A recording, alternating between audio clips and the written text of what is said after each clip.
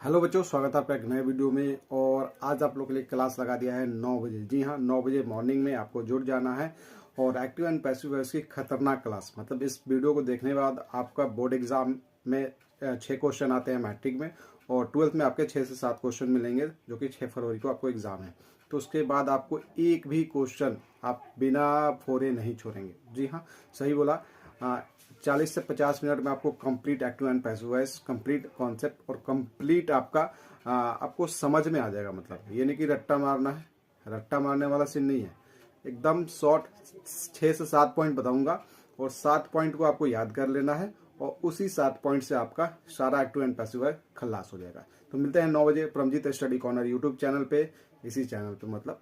And first time देख रहे हैं वीडियो को, तो चैनल को सब्सक्राइब करके बेल आइकन के बटन को प्रेस कर लीजिएगा। इस वीडियो को ज्यादा से ज्यादा शेयर कर दीजिएगा उसके पास जिसको लगता है इंग्लिश से डर, तो जुड़िए हमारे संग Paramjeet study corner YouTube channel पे।